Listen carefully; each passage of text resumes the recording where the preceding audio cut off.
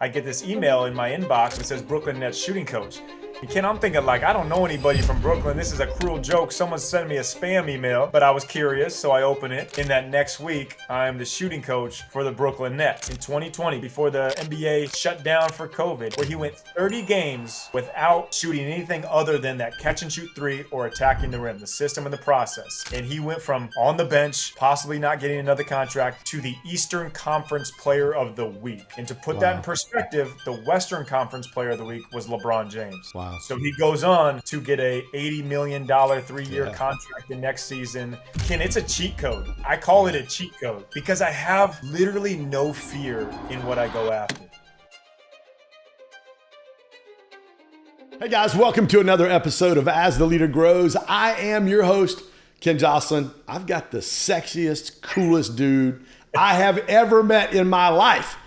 He paid me $1,000 to say that. David Nurse, what's up, buddy? How you doing, man? Ken, man, that is the best $1,000 I've ever spent right there. Thank you, brother. It's awesome. NBA mindset coach. Bro, talk to me. They're already professional athletes. We just talked about a mutual friend, Katino Mobley. They're already like professional athletes, and most professional athletes they understand the grind and what it takes and the work and all this stuff to be able to get there. Talk to me about, like, number one, how did you get into doing that? And exactly what does that look like for you, man? Man, great question. So I got into it and thinking that I was going to play in the NBA, Ken. Long story short, I'm 6'2" with a 0-inch vertical leap. Thought I could be an NBA player. But hey, when you can't play, coaching's a better path. I got to play overseas in like Will Ferrell semi-league type of divisions over there in Europe. And you know, I got into the NBA by way of connections and running basketball camps, and all I could do was shoot. So I created these basketball shooting camps and just went all over the country, going to any YMCA gym or any high school that would bring me in to teach them shooting, because I knew to get in, I had to make myself the expert. I'm a big believer on, you don't just knock on doors and saying, hey, I want a job.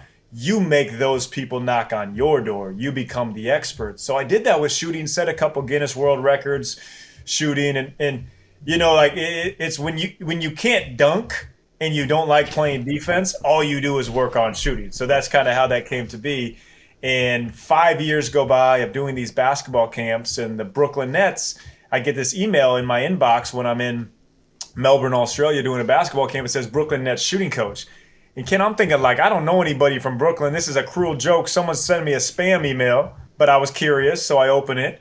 In that next week, I'm the shooting coach for the Brooklyn Nets. Wow. So that's kind of where it kicked off in terms of NBA players. And that was a short stint as in sports and NBA when the head coach, who got fired at the end of the season. Everybody goes. But I took that. I'm a big believer, Ken, in when a door shuts, it doesn't mean it's over. It means it's an opportunity for so many more things to come. I always tell this quote. My mom said it one time when I was feeling bad for myself, had nothing going for me, and I was living on the recliner chair in Kansas City. She was doing dishes. She said, David, when one door closes, 4 open in an entire beachfront patio overlooking the ocean.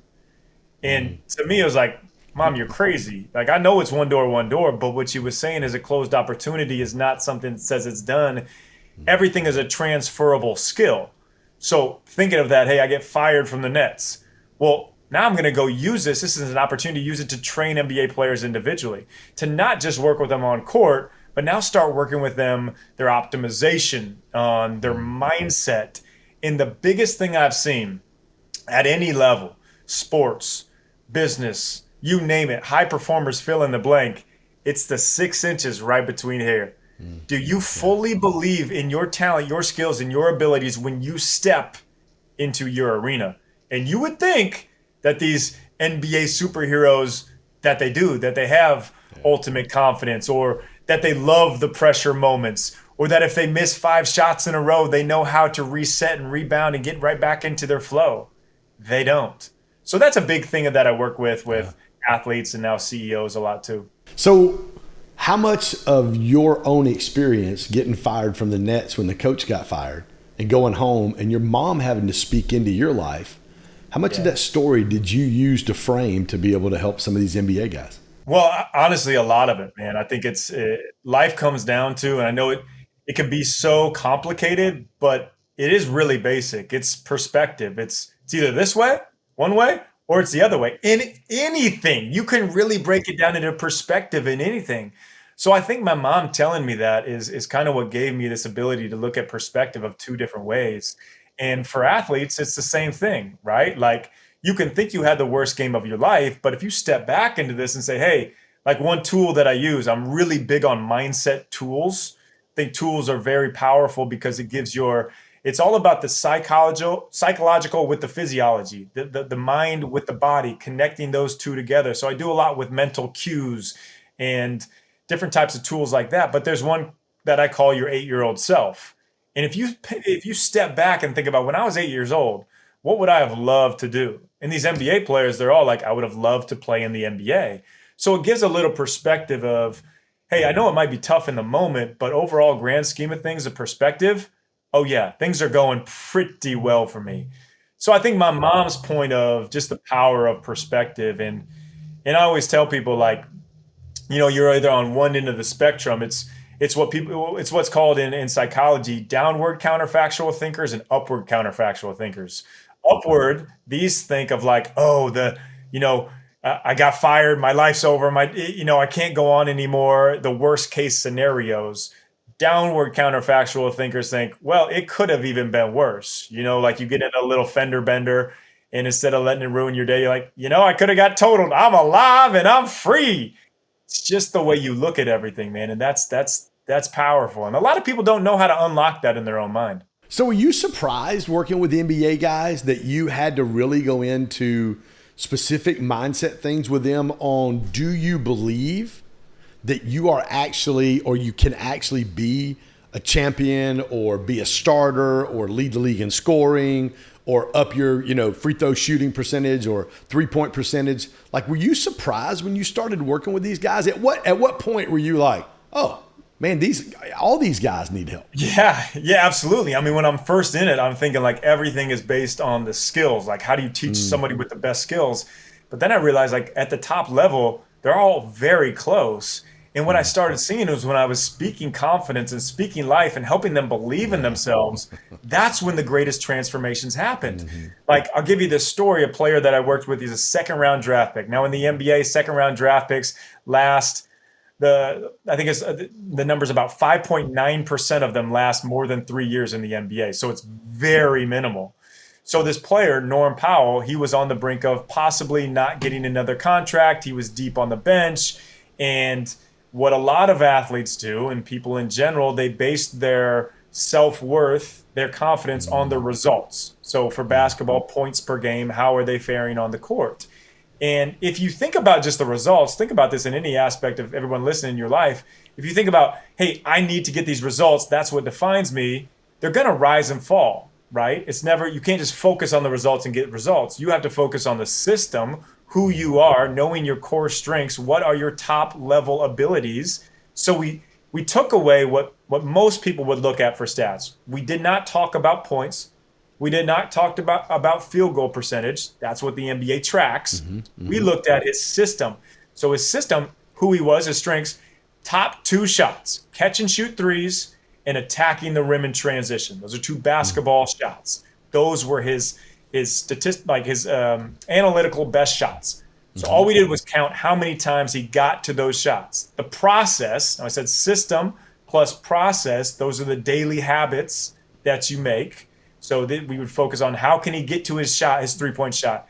How can he work on the skills to get to the rim? System plus process over time equals those results.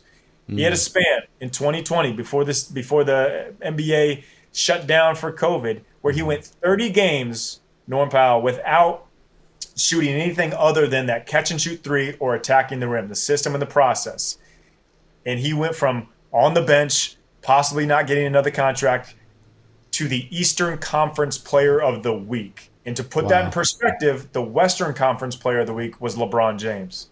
Wow. So he goes on to get a $80 million 3-year contract the next season based on just this, obviously he's the one who put in the work, but just this frame of reference of like, I don't have to do it all in this time. I don't have to base my identity on results, on points, my strength, my God-given abilities, and then I'm just going to work daily on these habits that are going to make me better at them.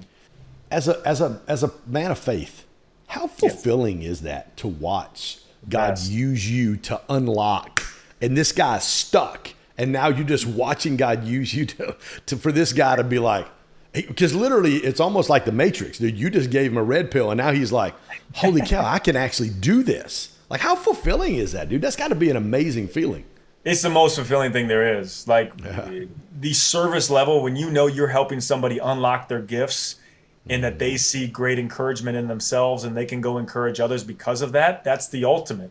I mean, what did Jesus come to do? To be served or to serve? So there's something in that. If the greatest person to walk this earth came to serve others, that's where the joy comes from. So yeah, and that's what I say. Like any accolades that I get, like I'm thankful for them, but I love seeing when my players get contracts, all-star games, or even now working a lot with CEOs, seeing their stock price go up or just their company culture change. Man, it's so fulfilling. You know, I had lunch yesterday with, I refereed high school and women's college basketball for about 20 years. I Wow. love the game. I played forever. I haven't played like competitively in about 5 or 6 years in our men's league, but our men's league team, pretty stacked. Like my buddy played at Duke, brother played at Georgia Tech, Peerless Price played in the NFL, David Pollock, Smoltz. Well, Smoltz is my age, so Smoltz is about like me. He moves about like I do. But dude, we win the league every year, bro. Every year. But I had lunch yesterday. Benji Wood, who is one of the top high school coaches in the state of Georgia, won a state championship last year. He's been to several semifinals, Final Fours. And he called me and he was like, dude, I love watching what you're doing. He goes, let's have lunch. And so we sat down and so we're talking. And so one of my best friends, Mark Causey, who played at Duke, his son's on the team. One of my other best friends, Tavares, his son, Tayden, is on the team. Now, we all went to the same high school. My high school, I think we won 6 state championships in about 22 or 23 years. We were 30 Final Fours. And I mean, dude, just a legacy for a long time. And so I was like, dude, what was it like to finally win a state championship? And he said, Ken, he goes, because he showed me the picture of him and his family, he's holding the state championship trophy. And he goes, dude, it was great. But when I got in the locker room, I had 171 text messages from former players saying, congratulations, coach. Wow. That's He said, everything, dude, huh? I had goosebumps, bro. He said, too. he was crying at lunch yesterday. He's like, dude, I lost it. Just by that, the former players. How much does your faith play a role in what you're doing and your ability to be able to help these guys?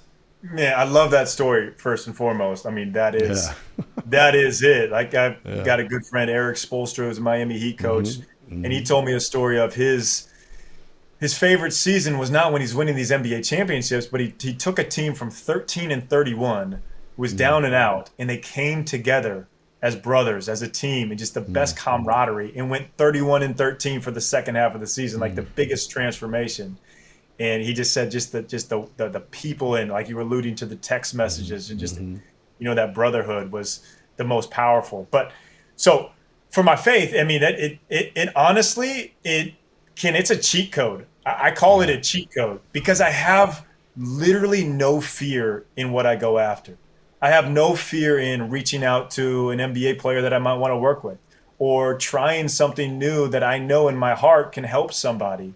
I have no fear because I know this world is so fleeting, and I want to do as much as I possibly can because I love just doing, and I love people, and I love helping them unlock their gifts. But ultimately, when it comes down to it, it's a cheat code because I already know where I'm spending eternity. I know I have God. And like I like to joke too when I'm on stage speaking, that I know I have my smoking hot wife. So what else do I need? So it's a freedom. Let me with the faith component. And you mentioned the cheat code. Let me say, because I know we've got people listening to this show, listening to this podcast, and they're like, man, I'd love to be a fly on the wall. If you've got an NBA guy that you look at and you know you can help, what does that conversation look like? Man, that's another Questions are so good. So the first thing that I will make sure that I do with an NBA player, whoever, is I'm going to build trust with them. I'm going to build just unshakable trust before I have any type of conversation. So I kind of set it up in what I was doing with workouts when I was blessed to work with over 200 NBA players came through the gym and we do workouts, some more than others.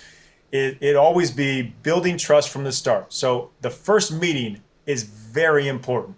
I would come to them so prepared. I'd have their film. I'd have, what their strengths were. I'd ask them questions just so they could see like, wow, this guy really It'll cares. work. He's not just trying to throw me through some mundane drills. He cares. Yeah. So I built trust first, and then I just continued to plant little seeds. My little seeds were what I call relentless consistency, where I would show Mm. up early every practice, every workout. I'd be prepared. I'd have a ton of energy. I'd have a ton of joy. And there was times they'd be like, David, what are you on? Like what's going how are you have this much energy at 6 in the morning? So I would kill them with kindness and that type of love and energy. And then I'd play I'd play Christian rap. Lecrae would be a go-to in the Hmm. background. So they would, they'd vibe with it and I'd enter their atmosphere. And then a lot of times they would ask, what are you listening to? What is this? So I'd put little kind of sneak attacks to the point where, they would bring something up because ultimately everybody's searching for that gaping hole and filling that hole, and you'll fill it with some kind of idol if you don't fill it with Jesus. And that's when we'd be able to have that type of conversation. I love that. You've written several books. Yes. Talk to me about I'm in the process of doing my second. It gets released next month at my event in Atlanta. Super pumped. It's actually called Proximity is a Cheat Code. Ooh, that's a good It's title. about using the power of authentic relationships to transform and open doors and go into the next level that you can't do on your own because it's all about relationships. What you tell me kind of your process for your books and those kind of things, like, because there's a lot of people that listen to this to go like, dude, I want to do a book. Like, what Yeah. in you was like, oh, I've got a book in me. Yeah. Well, I love the writing process. So I've got about 7 or 8 books that I'm currently working on. I don't know if they'll all come out or not, but I really just love writing. It's kind of my free release and being able to get thoughts out on paper.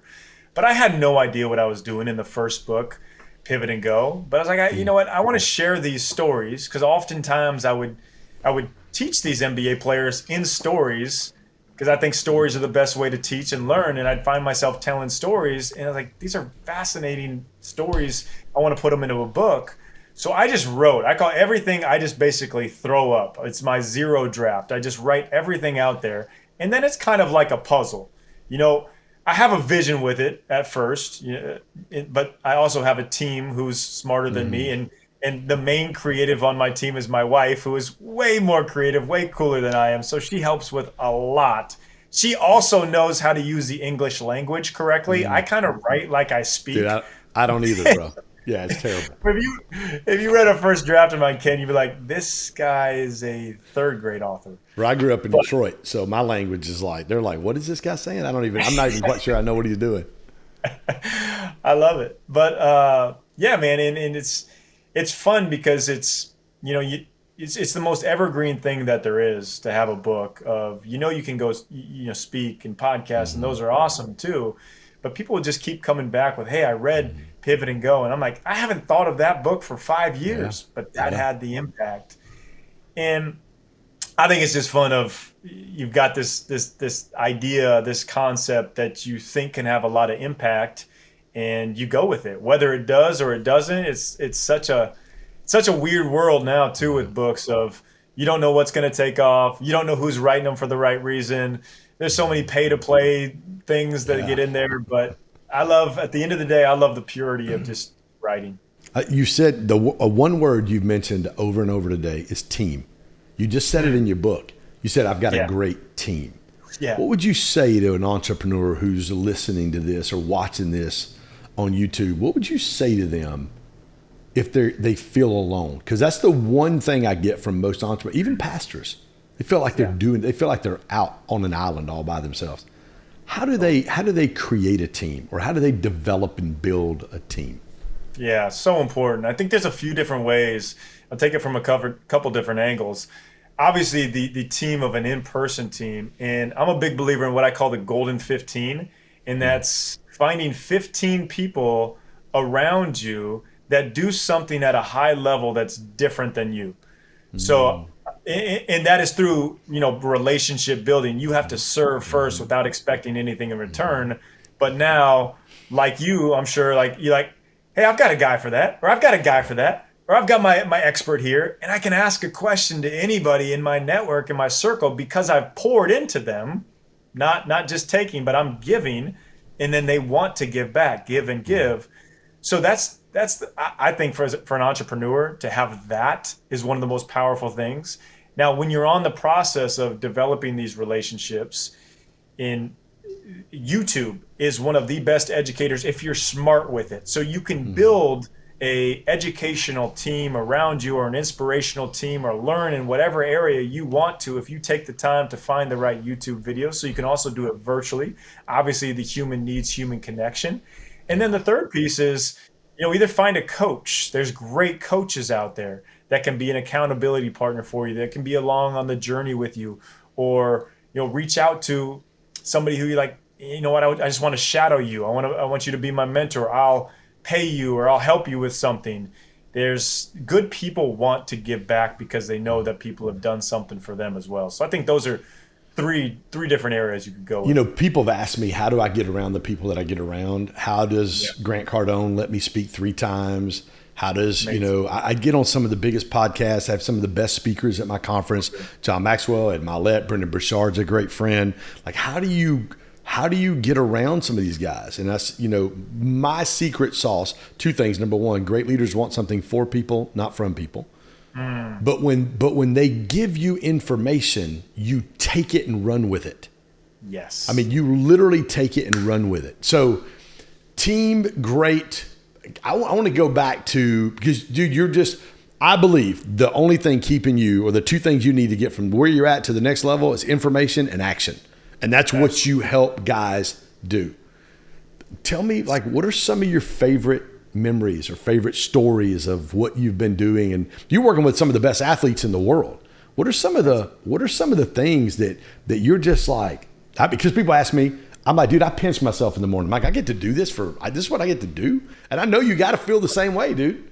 It's crazy, right? Yeah. I mean, just the opportunity, the rooms you get to be in. And you mentioned some names like Ed Milet and Brandon Burchard are good friends of mine too. And it's people from the outside that look at it like, yeah, like, how do you get in those rooms? Or just had dinner with a good friend, Jim Rome, who, when I listen to him talk, I'm like, dude, I grew up listening to you. Yeah.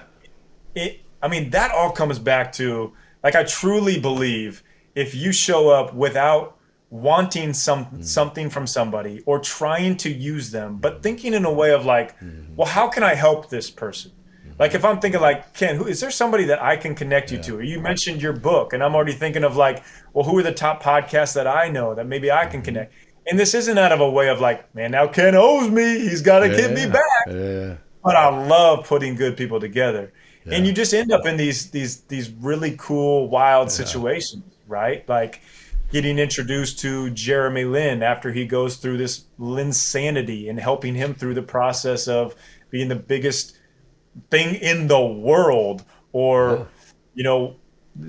stepping on stage in front of a few thousand people at the St. Regis in Puerto Rico, of just these crazy situations you wind up in. But I really think, man, like, one of my favorite things is when, especially in the athlete world, is when I work with somebody early in their life, in their career, and then I see like what it comes to be. And there's this player, I used to do NBA pre-draft, where all these college players they'd be preparing for the draft before they're in the NBA.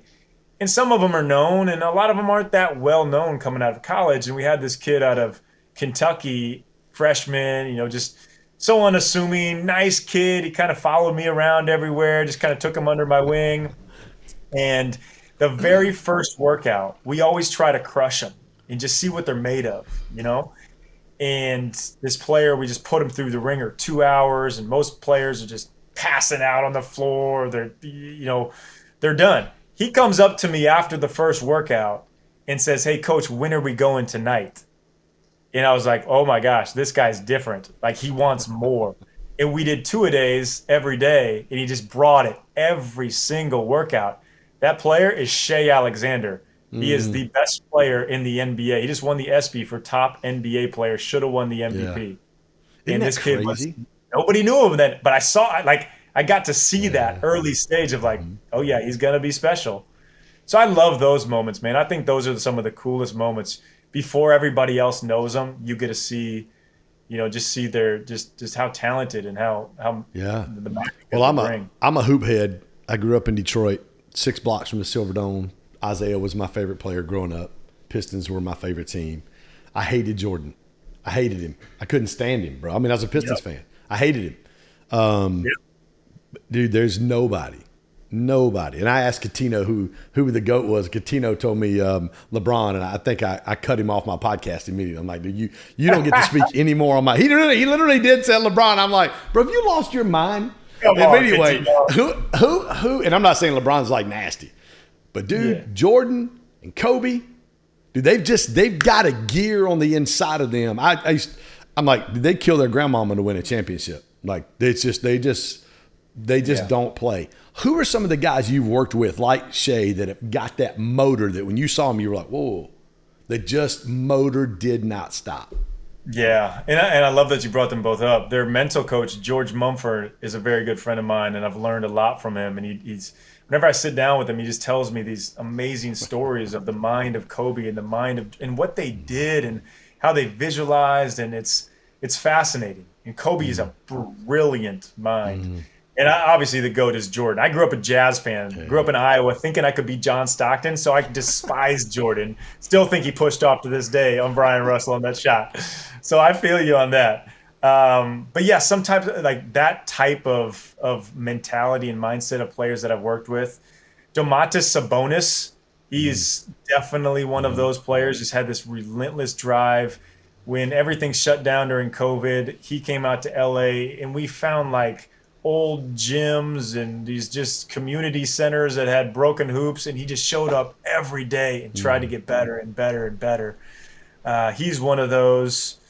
Let's see. I mean, I think Jeremy Lin is to get maximizing his ability. He was one of those type of players. I've been around a lot of them, and I can't take credit for them, but like the Russell Westbrooks would come into the gym, and he just has one speed, and it is Yeah. just it's relentless. Yeah. You see why, you know what, the biggest thing that I see in the difference of players that make it and players that don't is they have this insatiable drive, but this insatiable drive where they actually enjoy working out. They actually enjoy training. The ones that don't make it, they don't really want to work out. They don't want to come to the gym. The ones, so I call it do I drag you to the gym or do you drag me to the gym? And that right there in itself is one of the biggest difference makers. How much more fun though for you as a leader it is to get to work out with the guys like, let's go, dude, come on. Are we working out? Are we working out again tonight? You're like, what? It's a lot of fun. And like I was telling you earlier, all I can do is shoot. So, after a workout, like, hey, let's have a shooting contest. Let's put dinner on it. And they're like, oh, I'm going to kill this guy. And I think I've been beat like one time Come on, in the man. whole time of shootouts with guys. That takes the respect level. That takes the respect to a whole nother level, doesn't it, David? Now, they kick my butt in one-on-one, but we don't play that. I only play games I can win. Yeah, I'm just gonna be like JJ Redick. I'm just gonna stand out here and shoot. Just let me do my thing, dude. Best way for people to get in contact with you, David? Yeah, my email, david@davidnurse.com, website, davidnurse.com, social media, David Nurse NBA. Very accessible. I love hearing from people. And I mean this, like if there's, just a little nugget or something I can help somebody, I'm totally open to that. Dude, love your heart, man. Final thoughts for our audience today? I just love how you bring faith into it, Yeah. and just your joy that I can see through this. That the what you've been given is a gift, and you steward it so well relationally and just bringing joy to people through this podcast. So, man, I just want to say thank you. That my final thoughts is thank you. I'm blessed to be on here. I'm looking forward to our friendship growing, man. Yeah, appreciate that. How can I pray for you, man? How can our audience pray for you? Yeah, I think I'm just being at peace with one of my biggest struggles is like I want I want even more. I want God to give me more. Maybe it's more of a voice or more something, Yeah. but being at peace with His timing and knowing Yeah. I'm exactly where I'm supposed to be. Yeah. That remembering that is one of the biggest things for me. The tension as an entrepreneur, especially a faith-based entrepreneur, and I teach this to my guys all across the country. That tension, number one, is never going away Yeah. because it's who God made you to be. It's the Yeah. drive He put into you Point. because you understand return on mission greater than return on investment. You understand that, man, this is about impact and influence and helping people become the best version of yourself. And you can live in a high level of fulfillment, but man, you're like, okay, God, there's got to be more. Okay, Yeah. God, there's got to be more. Yeah. Dude, man, I appreciate you, bro. I appreciate you coming on today. This has been a blast. Yeah, this has been an absolute blast. Man, thanks for coming on. Guys, David Nurse NBA on Instagram, David at davidnurse.com. You can check him out there as well. Dude, thanks for joining us today, my friend. This has been a pleasure, Ken. Thank you so much, brother. Hey guys, thank you for joining us on this episode with my good friend, sexiest, nicest, coolest guy on the planet, David Nurse. We'll see you next week.